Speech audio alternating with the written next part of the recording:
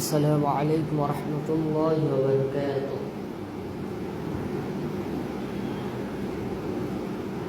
الحمد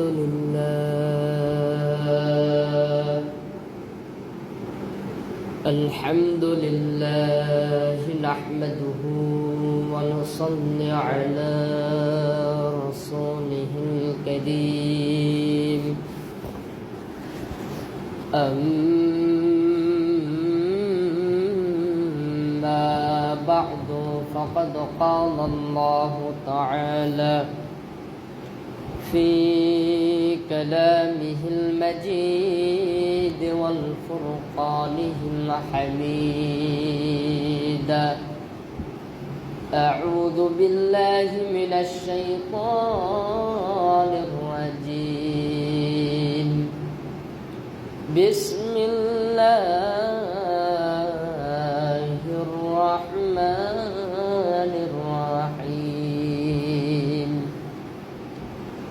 ألف لام ميم. ذلك الكتاب لا ريب فيه هدى للمتقين. صدق الله العظيم. عن أنس رضي الله تعالى عنه قال وقال رسول الله صلى الله عليه وسلم: الدنيا سجن المؤمن وجنات الكافر، أو كما قال عليه الصلاة والسلام. الحمد لله رب العالمين. সমস্ত প্রশংসার মালিক যে রব্বুল আলামিন বড় দয়া করে মায়া করে আহসান করে আপনাকে আমাকে জান্নাতের বাগানে জান্নাতের মেহমান হিসাবে কবুল করেছেন। ওই মালিকের দরবারে শুকরিয়া আদায় করে জোরে বলুন আলহামদুলিল্লাহ। লক্ষ কোটি দরুদ সালাম বর্ষিত হক আপনার আমার নবী মায়ার নবী বিশ্ব নবী জনাবে মুহাম্মদ রাসূলুল্লাহ সাল্লাল্লাহু আলাইহি ওয়াসাল্লাম। কুরআনুল কারীম থেকে একটি আয়াত কারিমা তেলাওয়াত করেছি, অসংখ্য হাদিস থেকে একটি হাদিস তেলাওয়াত করেছি। আল্লাহ রাব্বুল আলামিন আপনাকে আমাকে সৃষ্টি করেছে বড় দয়া করে মায়া করে। এই জায়গাতে অনেক বাবারা এসেছেন, আপনারা চান না আপনার সন্তান খারাপ হোক, আপনার সন্তান লুচ্চা হোক। কোনো মা কোনো বাবা চায় না। আল্লাহ বলেন যে আমার বান্দাকে আমি বড় দয়া করে মায়া করে বানাইলাম, আমার বান্দা আমার বান্দি আমি আসমানের মালিক আল্লাহর জাহান্নামে যেন না যায়, এই জন্য আমি আল্লাহ 30 পারা কুরআন আমার বান্দা আমার বান্দির জন্য নাযিল করলাম। সুবহানাল্লাহ। আল্লাহ পাক রব্বুল আলামিন বলেন, বান্দা শোনো, আমি আল্লাহ তোদেরকে বড় দয়া কইরা মায়া কইরা আমি আল্লাহ তৈরি করলাম। বান্দা আমি আল্লাহ চাই না আমার বান্দা আমার বান্দি আমি আসমানের মালিক আল্লাহর জাহান্নামে রাখ। আমি আল্লাহ চাই আমার বান্দা আমার বান্দি আমি আসমানের মালিক আল্লাহর জান্নাতে যাবে। চিৎকার দিয়ে বলেন সুবহানাল্লাহ। আল্লাহ রাব্বুল আলামিন বলেন, আমি আল্লাহ 30 পারা কুরআন নাযিল করলাম। আমার আল্লাহ বলেন, আলিফ লাম মিম যালিকাল কিতাবু লা রাইবা ফীহি হুদাল লিল মুত্তাকিন। আল্লাহ রাব্বুল আলামিন বলেন, বান্দা আমি এই কুরআন নাযিল করলাম, আমি এই কিতাব আমি আল্লাহ নাযিল করলাম। এই কিতাবের ভিতর কোনো ভুল নাই, কোনো সন্দেহের অবকাশ নাই। এই রমজান মাসের পরে একটা মাসের নাম হইতেছে শাওয়াল মাস। এই যে আপনি আমি রমজান মাস পাওয়ার পরে রাসূল বলেন, রমজান মাস কোন ব্যক্তি পাওয়ার পরে নিজের গুনাহ খাতা মাফ করতে পারল না।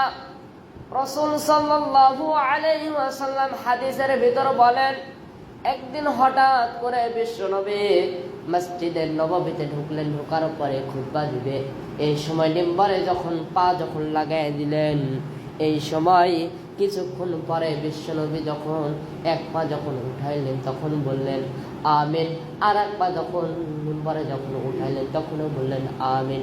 তিনবার যখন রাসূল আমিন বললেন, সাহাবীরা অবাক হয়ে গেলেন। সাহাবীরা প্রশ্ন করলেন, ইয়া রাসূলুল্লাহ, ইয়া হাবিবাল্লাহ, আপনি কেন আজকে তিনবার আমিন বললেন? রাসূল সাল্লাল্লাহু আলাইহি ওয়াসাল্লাম বলেন, আমি এই জন্য আমিন বলছি, রমজান মাস, এই জন্য আমি আমিন বলছি, আমি নবী, আমার কোন উম্মত যদি এই রমজান মাস পাওয়ার পরে যদি নিজের গুনাহ খাতা যদি মাফ করতে পারে, আমি রাসূল বলে গেলাম ওই ব্যক্তি ধ্বংস হোক, দুনিয়াতে তার থাকার দরকার নাই, জাহান্নামে তার জায়গা হবে। নাউজুবিল্লাহ। বিশ্বনবী বলেন, শুধু তাই নয়, বিশ্বনবী বলেন রমজান মাস পাওয়ার পরও যে ব্যক্তি গুনাহ মাফ করতে পারল না, তারপরে একটা মাস ছিল শাওয়াল মাস। এই শাওয়াল মাসে কোনো ব্যক্তি যদি আল্লাহর কাছে যদি তওবা করতে পারে, আল্লাহর কাছে যদি চাইতে পারে, শাওয়াল মাসে 6টা রোজা আছে, এই সাক্ষী রোজা যদি কোনো ব্যক্তি যদি করতে পারে, কেউ যদি নিয়ত করতে পারে আমি 6টা রোজা রাখবো, তাহলে ওই ব্যক্তিকে রাসূল সাল্লাল্লাহু আলাইহি ওয়াসাল্লাম বলেন, রমজান মাসে যে ব্যক্তি রোজা করলো, শাওয়াল মাসে তারপরে যে ওই ব্যক্তি রোজা করলে, তাহলে তার রোজা কবুল হবে। তাহারা সাক্ষী না রাখলে কোনোদিন রোজা রমজান মাসের কবুল হবে না। এই জায়গাতে প্রশ্ন আসে, হুজুর, এই যে শাওয়াল মাসে রমজান মাসে যে রোজা রাখলো, রমজান মাসে আপনি যদি রোজা যদি রাখেন, তাহলে আপনি শাওয়াল মাসে আপনি ইচ্ছা করলে শাওয়াল মাসে সাক্ষী রোজা রাখতে পারবেন, কিন্তু আপনি যদি শাওয়াল মাসে যদি রমজান পাওয়ার পরে আপনি রোজা করতে পারলেন না, কিন্তু শাওয়াল মাসে রমজান মাসে কয়েকটি আপনি রোজা করছেন, শাওয়াল মাসে কয়েকটি সাক্ষী রোজা করবেন, হবে না। আপনার রমজান মাস হইতে সবচেয়ে দামি মাস। এই জন্য রাসূল বলেন, এই রমজান মাসে আমি আল্লাহ আমার আল্লাহ 30 বার কোরআন নাযিল করেছেন। সুবহানাল্লাহ। আল্লাহর নবীর একজন প্রিয় সাহাবী ছিল, সাহাবীর নাম হইতে সাহাবী উবাই রাদিয়াল্লাহু তাআলা আনহু।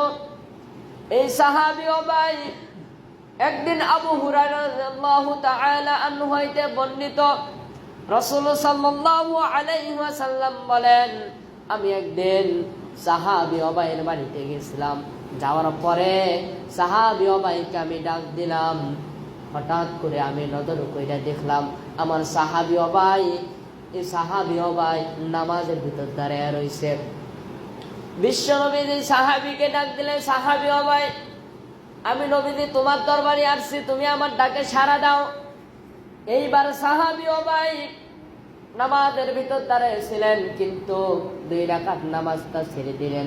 দেওয়ার পরে সালাম যখন ফিরে দিলেন, বিশ্বনবী ভাবলেন যে আমার সাহাবী উবাই আমার সাথে কিছু কথা বলবে, এই জন্য নামাজটা ছেড়ে দিছে, সে সালাম ফিরাই দিছে। আমি নবীজি ভাবলাম যে আমার সঙ্গে সাহাবী উবাই কথা বলবে, কিন্তু সাহাবীরা দেখেন কেমন ছিল। এই সাহাবী উবাই যখন এইবার নামাজ যখন সাহাবী উবাই যখন নামাজে যখন সালাম ফিরাই দিলেন, এই সময় রাসূল তার দিকে তাকিয়ে রইলেন, কিন্তু সাহাবী উবাই নামাজটা ছাড়ে নাই, তাও আবার নামাজের ভিতর আবার দাঁড়িয়ে গেলেন। সুবহানাল্লাহ। রাসূল ভাবতেন যে আমার সাহাবী উবাই আমার সাথে আজকে কথা বলবে, কিন্তু না, সাহাবী উবাই যখন নামাজের ভিতরে যখন আবার দাঁড়িয়ে গেলেন, বিশ্বনবীজি রাসূল যখন সাহাবী উবাইয়ের দিকে তাকানোর পরে চলে গেলেন পিছ দিকে তাকিয়ে। রাসূল যখন মসজিদের ভিতর ঢুকে বললেন, সাহাবী উবাই জলদি করে নামাজ শেষ করিয়া বিশ্বনবীর দরবারে যখন চলে গেলেন, যাওয়ার পরে বিশ্বনবীকে ডাক দিয়ে বলেন, নবীজি আমার, আমি কি মসজিদের নববীর ভিতরে আমি কি ঢুকতে পারি কিনা? এইবার সাহাবী উবাই যখন বিশ্বনবীকে যখন এই কথা বললেন, বিশ্বনবী বললেন, সাহাবী উবাই, তুমি জলদি করে আমার কাছে আসো। সাহাবী ভাই, তোমরা আমি একটা কথা বলতে চাই, তুমি কি শুনবা নাকি? সাহাবী ভাই বললেন, ইয়া রাসূলুল্লাহ, আপনি কি কথা বলতে চান, জলদি করে বলেন। এইবার বিশ্বনবী বললেন, সাহাবী ভাই, তোমাকে আমি যখন ডাক দিলাম, তোমার বাড়িতে আমি যখন গেছিলাম, যাওয়ার পরে তোমাকে এমন কি জিনিস বাধা দিল যে জিনিসের জন্য তুমি আমার কাছে আসতে পারলেন না? আমার কাছে কেন তুমি আসতে পারলেন না? এইবার সাহাবী ভাই কেঁদে কেঁদে বলেন, ইয়া রাসূলুল্লাহ, ইয়া হাবিবাল্লাহ, বড় দুঃখের বিষয় নবীজি, আমি যখন নামাজের ভিতর দাঁড়িয়েছিলাম, ওই সময় আপনি আমার কাছে গিয়েছিলেন, কোনো জিনিসও আমাকে বাধা দেয় নাই। আমি ওই সময় নামাজের ভিতর দাঁড়িয়েছিলাম, আমার এই নামাজ বাধা দিয়েছে। দেখেন নামাজ সাহাবীরা কেমন গুরুত্ব রাখতেন। কিন্তু এক হাদিসে আসছে, নামাজ হইতে সবচাইতে বড় জিনিস, কুরআন শরীফের ভিতর আছে, নামাজ হইতে সবচাইতে বড় জিনিস ওয়া আকিমুস সালাত ওয়া আতুজ যাকাত, নামাজের পরে হইতেছে যাকাত। এই নামাজ এমন একটা বড় জিনিস, নামাজ সবচাইতে বড় দামি জিনিস। সাহাবীরা এই জন্য নামাজকে সবচাইতে বড় গুরুত্ব দিতেন, নামাজকে সবসময় ভালোবাসতেন, নামাজ পড়তে সাহাবীরা ভালোবাসতেন। কিন্তু আমি আপনারে বলতে চাই, দেখেন নামাজের থেকে একটা জিনিস আছে সবচাইতে বড় দিন, নামাজের পরে একটা জিনিস আছে, নামাজের পরে একটা আছে, আগে একটা আছে। আগের নাম হইতেছে নামাজের আগে। সবচাইতে নবীজি আপনার আমার জন্য বড়, সুবহানাল্লাহ। বিশ্বনবী বলেন যে নামাজের আগে একটা জিনিস আছে, সে হইতেছে আমি নবীজি। আমি নবীজি যদি কোনো সাহাবীরে ডাক দিই, তারপরে সাহাবীরা সঙ্গে সঙ্গে আমি নবীজির ডাকে যেন সাড়া দেয়, সুবহানাল্লাহ। বিশ্বনবী এইবার সাহাবীদেরকে বললেন, সাহাবী তোমরা শুনে নাও, আমি নবীজি যখন তোমাদেরকে ডাক দিব, সঙ্গে সঙ্গে তোমরা আমার ডাকে সাড়া দিবে। তোমরা নামাজের ভিতর দাঁড়িয়ে থাকো আর যাই করো, আমি রাসূল ডাক দেওয়ার সঙ্গে সঙ্গে তোমরা আমি রাসূলের সাথে সঙ্গে সঙ্গে তোমরা দেখা করবা। কার নির্দেশ? এটা হইতেছে আল্লাহর নির্দেশ।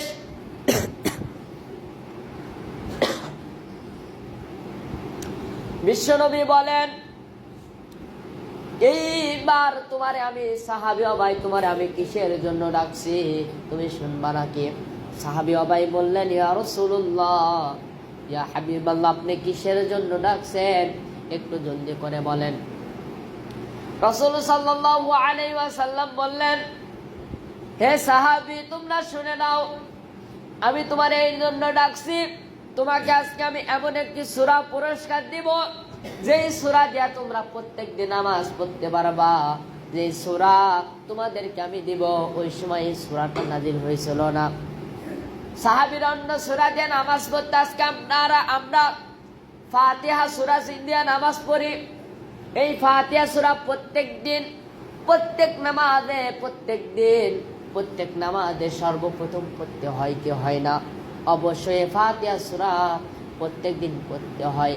কিন্তু বিশ্বনবী বললেন, সাহাবী তোমরা শুনে নাও, তোমরা শোনো, আমি নবীজি তোমাদেরকে যে সূরা দিব, সেই সূরার নাম হইতে সূরাতুল ফাতিহা। সাহাবী বললেন, ইয়া রাসূলুল্লাহ, ইয়া হাবিবাল্লাহ, আপনি বলেন তো দেখে এই সূরা দিয়ে আমরা কি করব? এই সূরা দিয়ে শুধু নামাজ পড়ব নাকি? সাহাবী বললেন, ইয়া রাসূলুল্লাহ, একটু জলদি করে বলেন। বিশ্বনবী বললেন, ইয়া রাসূল, সাহাবী তোমরা জলদি করে শোনো, এই সূরা দিয়া তোমরা প্রত্যেকদিন আজকে থেকে নামাজ পড়তে পারবা। প্রত্যেকদিন আগে আগে আল্লাহু আকবার বলে যখন তোমরা নিয়ত করবা, নিয়ত করার পরে সূরাতুল ফাতিহা শুদ্ধভাবে বলবে, আলহামদুলিল্লাহি রাব্বিল আলামিন। এইরকম করে যখন সূরা যখন আল্লাহ নবী যখন শুনিয়ে দিলেন সাহাবীদেরকে, সাহাবী অবাক হয়ে গেলে, এত সুন্দর সূরা। এই জন্য রমজান মাস, এই রমজান মাসে সাহাবীদেরকে বারবার বলতেন তোমরা কোরআন তেলাওয়াত করো, যেহেতু এই কোরআন রমজান মাসে নাজিল হয়েছে, এই জন্য রমজান মাসে তোমরা বেশি বেশি কি করবা, বেশি বেশি কোরআন তেলাওয়াত করবা। নির্দেশ কার? আল্লাহ।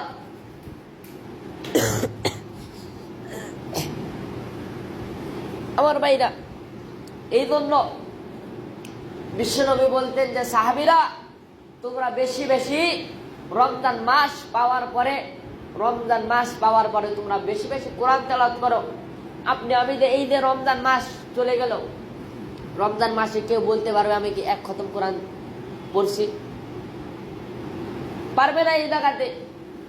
কিন্তু একটা হুজুরদেরকে প্রশ্ন করবা তোমরা কি কোরআন তেলাওয়াত করছো রমজান মাসে? হুজুরেরা বলবে ইনশাআল্লাহ, আল্লাহর রাস্তায় আমরা এক খতম হইলেও কোরআন শরীফ তেলাওয়াত করছি। এই জন্য আজকে থেকে আপনারা জানেন কিনা, শুনছেন, কোরআন তেলাওয়াত করতে হবে রমজান মাসে। এই যে শাওয়াল মাস, এই মাসেও আপনারা ইচ্ছাকৃত করলে কোরআন বেশি বেশি তেলাওয়াত করতে পারেন, এর ভিতর কোনো বাধা নাই। আল্লাহ নবীর আগের যুগে, আর আজকে বাংলাদেশের অবস্থা খুব খারাপ। কিছুদিন আগে ছিল যে জাতির পিতা আপনার আমার জন্য কে? ইব্রাহিম। জাতির পিতা হইতেছে ইব্রাহিম। কিছুদিন আগে কিছু কিছু মুসল্লিরা বলতো যে জাতির পিতা হইতেছে শেখ মুজিবুর, বলতো না? অবশ্যই বলতো, কিন্তু তাদেরকে আমি বলে দিতে চাই যে এই দেশ আল্লাহওয়ালাদের দেশ, এই দেশে কোরআন আছে, এই দেশে কোরআন থাকবে ইনশাআল্লাহ। জাতির পিতা হইতেছে ইব্রাহিম খলিলুল্লাহ। এই ইব্রাহিম খলিলুল্লাহ ইনশাআল্লাহ মুসলমান যতদিন এই বাংলাদেশে আছে, এই পৃথিবীতে যতদিন মুসলমান আছে, এই দেশে জাতির পিতা ইব্রাহিম সবার মুখে থাকবে ইনশাআল্লাহ। এই জাতির পিতা ইব্রাহিম খলিলুল্লাহ, এই জাতির পিতা ইব্রাহিমের একটা ছেলে ছিল ইসমাইল। কথা বলেন কি নাম? ইসমাইল। এই ইসমাইল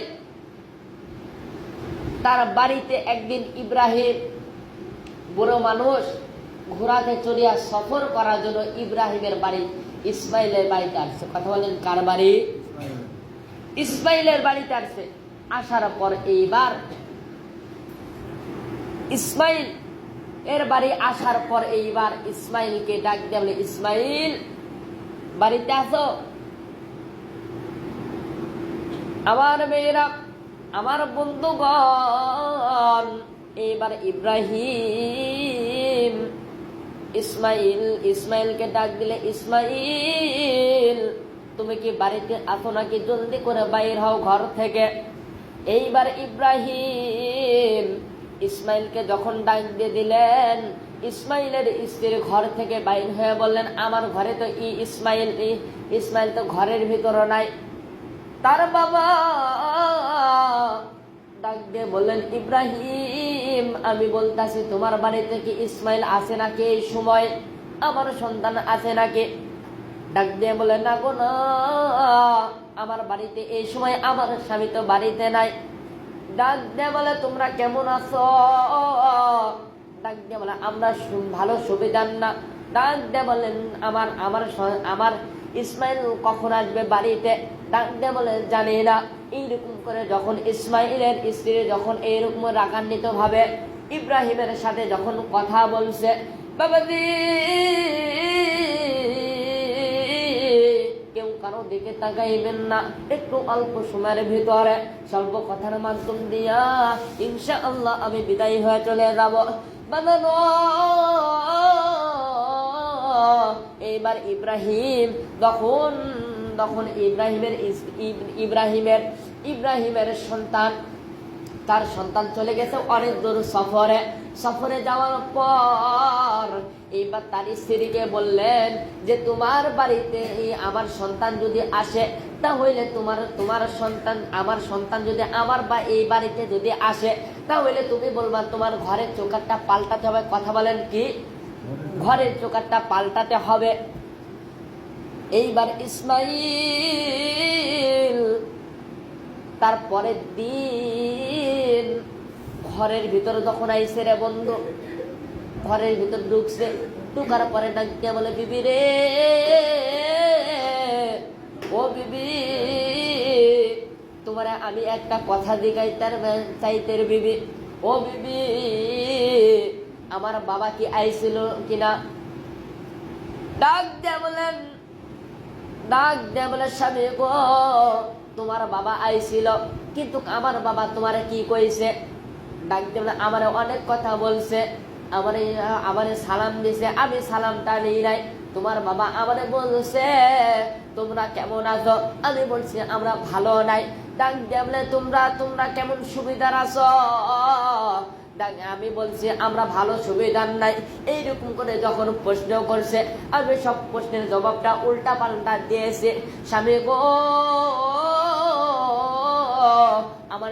আমার যখন প্রশ্ন করছে, এই প্রশ্নের জবাব আমি দিই নাই।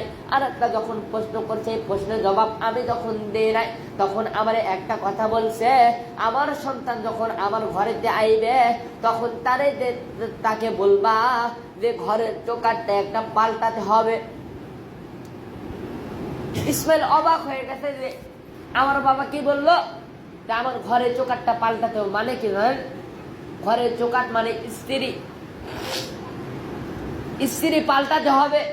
এইবার ইসমাইল বললেন, বিবি রে, তুমি কি কিছু কি বুঝতে পারছো যে আমার বাবা ঘরের চৌকাঠ বদলাতে বলছে? তার মানে কি জানো? ডাক দেবেন, না গো স্বামী, না, আমি তো জানি না।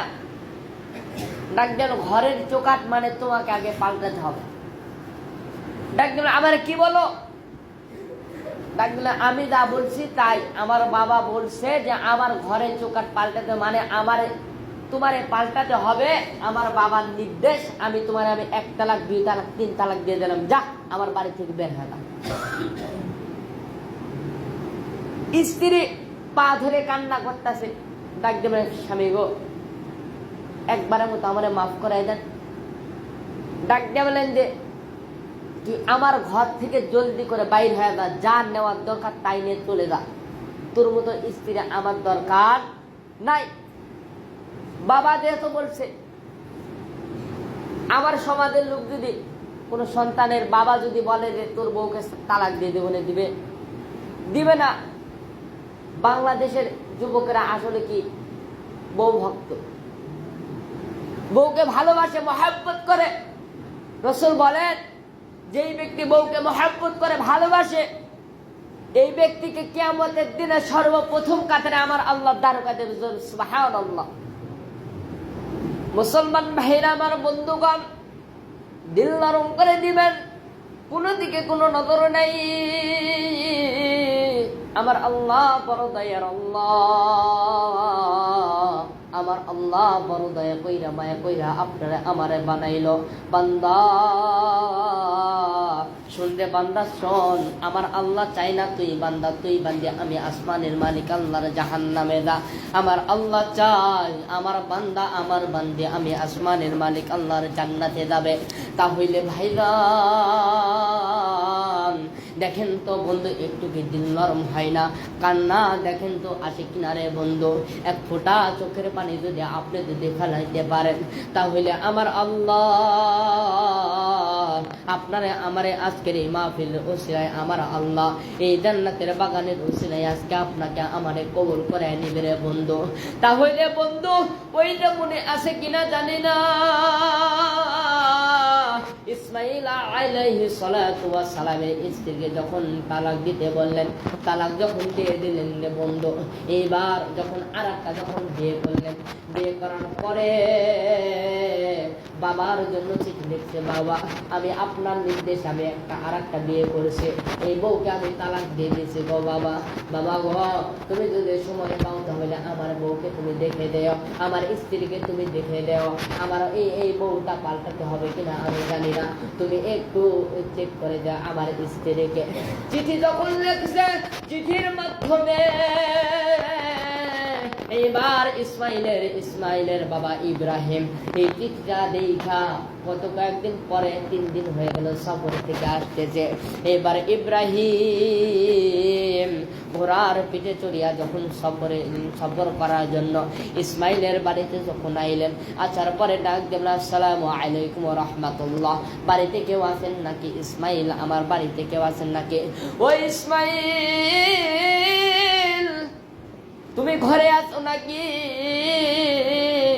জলদি করে আমার ডাকে তুমি সাড়া দাও। এইবার ইসমাইলের স্ত্রী ডাক দিয়ে বললেন, কে গো? আমার প্রাণের স্বামীর নাম ধরে কে গো ডাকতেছে? কার বড় এত সাহস? আমার স্বামী তো আমার বাড়িতে নাই। ডাক দেব, কই গেছে আমার সন্তান, আমার ইসমাইল কই গেছে? জলদি করে বলো। ডাক দিয়ে বলেন, আমার স্বামী তো 2 দিন হয়ে গেল, আমার স্বামী সফরে চলে গেছে। ডাক দিয়ে বলেন, তুমি কে? ডাক দিয়ে আমার পরিচয় পরে দিব, তুমি আগে বলো তোমরা কেমন আছো? ডাক দিয়ে বলে, আলহামদুলিল্লাহ, আল্লাহর হস্তে ভালো আছি। এইরকম করে যখন প্রশ্ন করেছে, কয়েকটি প্রশ্ন করার পরে ডাক দিয়ে বলে, দিন পথ তোমাদের কেমন কাটতাছে? তোমাদের সংসার কেমন কাটতাছে? এইবার ইসমাইলের স্ত্রী সঙ্গে সঙ্গে বলেন, আলহামদুলিল্লাহ, আলহামদুলিল্লাহ। এইবার ইব্রাহিম বললেন, আমার পরিচয় কি তুমি জানো?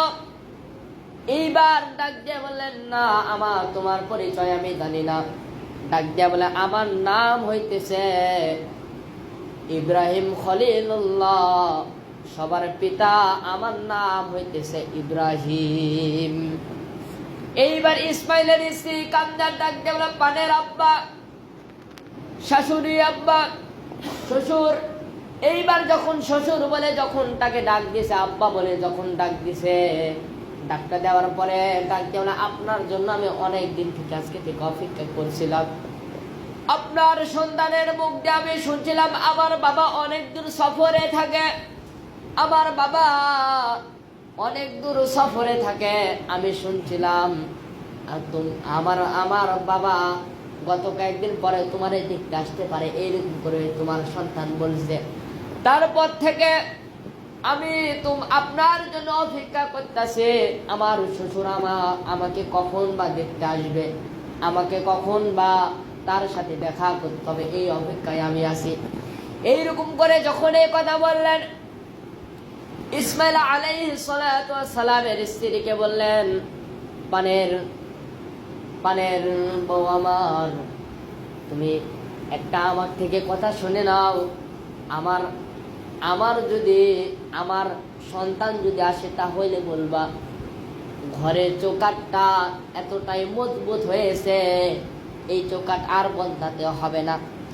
এইবার এই কথা বইলা যখন যাইতে লাগছে, ঘোড়ার পিঠে চড়ে আসে, ডাক দেব, আব্বা যান, আপনি এই কথা বলে আপনি কেন চলে যান? আমার ঘরের ভিতরে একটু আসেন। ডাক দিয়ে বলেন, না, আমি তোমার ঘরের ভিতরে যাব না, আমি তোমার ঘরের ভিতরে যাব না। আমার এই নির্দেশ নাই যে তোমার ঘরের ভিতরে আমার যাইতে হবে। একটা নারীর ঘরে একটা যুবক ঢুকতে পারবে না, একটা নারীর ঘরে একটা যুবক ইচ্ছা করলে ঢুকতে পারবে না। নারী এবং একটা পুরুষ আশঙ্কা আছে কি নাই? অবশ্যই আছে। একটা নারীকে দেখলে একটা ছেলের অবশ্যই কিছু না কিছু খারাপ ভাবতে হবে, তার মনের ভিতর শয়তান ঢুকে যাবে। এই জন্য ইব্রাহিম বললেন, না গো মা, না, তোমার ঘরের ভিতর আমি ঢুকবো না। আমার সন্তান যদি থাকতো তাহলে আমি তোমার ঘরের ভিতর ঢুকতাম, আমার সন্তান যেহেতু নাই, আমি ঘরের ভিতর আর ঢুকতে চাই না। এইবার ইব্রাহিম যখন এই কথা বলে চলে গেলেন, চলে যাওয়ার পর এইবার তার স্বামী যখন ঘরের ভিতর আসলেন, ঘরের ভিতর আসার পর এইবার ডাক দিয়ে বলে, পানের স্বামী আমার, আজকে তোমার বাবা ছিল, তোমার বাবা আমাকে একটা প্রশ্ন করেছে। ডাক দেওয়া বিবি আমার কি প্রশ্ন করেছে? ডাক দেওয়া পানের স্বামী আমার একটা প্রশ্ন করেছে। ডাক দেওয়া তুমি কেমন আছো? আমি বলছি আলহামদুলিল্লাহ, আল্লাহর রাস্তে আমাকে অনেক ভালো রেখেছে। এইরকম করে যখন আবার এক প্রশ্ন করছে, কয়েকটা আমি উত্তর দিয়ে দিয়েছি। আর শেষবেলা আমি একটা কথা বলছি যে আব্বাজান আমার ঘরের ভিতর তুমি আসেন, কিন্তু খানা পিনা করে দান। কিন্তু আমার শ্বশুর বলছে যে এই ঘরের ভিতর আমি ঢুকবো না, আমার সন্তান থাকলে আমি ঢুকতাম। এইরকম করে কথা বলে বলছে। আর পানের স্বামী আমার একটা কথা বলতে, যে যেই কথা তোমারে বলতে বলছে, তোমার যে ঘরের চৌকি আছে, এই চোখের চোকারটা এতটাই এবারটা মজবুত হয়েছে, এই চোখের চোকারটা এতটাই মজবুত হয়েছে, এই চোকার আর বদলাতে হবে না, এই কথাটা বলে গেছে স্বামী গো। তার মানে কি? বললেন পানের বিবি আমার, এই কথা বলার উদ্দেশ্য হইতেছে, এই কথা বলার কারণ হইতেছে যে আমার ঘরের চোকারটা খুবই মজবুত হয়েছে, এই জন্য ঘরের চোকাট মানে তুমি আমার বিবি। এর আগে আমার একটা বিবি ছিল, ওই বিবিটা ভালো ছিল না, আমার বাবার সঙ্গে ওই বিবি খারাপ ব্যবহার করছে, এই জন্য তাকে তালাক দিয়ে দিয়েছি। ঘরের চোকাট বদলাতে বলছে। আর তোমাকে দেখার পরে আমার বাবা বলছে আমার ঘরের চোকাটটা অনেক মজবুত হয়েছে। সুবহানাল্লাহ। এই জন্য স্ত্রী ভালো নিতে হবে।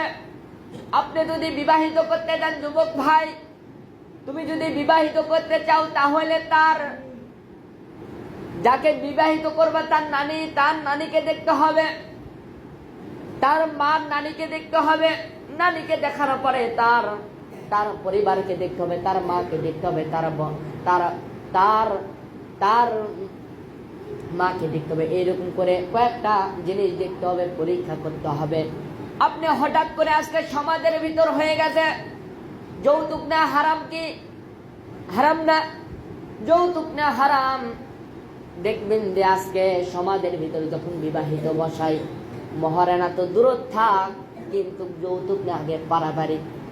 বিবাহিত যখন বসে দেখবেন যে হাটে যখন গরু কিনা হয়, বেচা কিনা যখন হয়, এইরকম করে দেখবেন দামাদামি শুরু হয়ে গেছে যৌতুকের ভিতরে। কথা বলেন ঠিক কিনা? আজকে সমাজের ভিতরে আপনারা যদি যৌতুক নেওয়া হারাম, যৌতুক যদি আপনি নেন, তাহলে প্রত্যেকটা যুবকেরা নিয়ত করবে যে কোনো যদি সমাজের ভিতরে যদি বড় লোক ব্যক্তি ঢুকে বলে আমার সন্তানকে যৌতুক ছাড়া আমরা বিবাহিত দেব না, তাকে বেঁধে থয়ে গাছের মাঝখানে বেঁধে থয়ে বাঁধায় রাখবেন, আর তার জন্য 50,000 টাকা জরিমানা লাগাইবেন। সমাজের ভিতর দেখবেন কোনো যৌতুকই থাকবে না। কথা বলেন ঠিক কিনা?